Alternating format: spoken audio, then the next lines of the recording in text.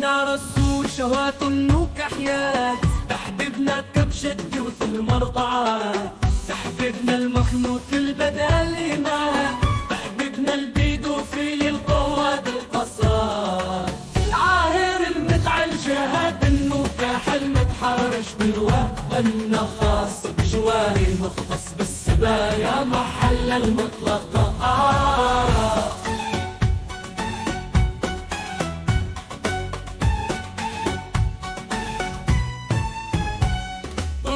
الدبر علينا من يومها حياتنا تفوح بالخراب، اشبع رواية عن زب محمد والبول البعيران،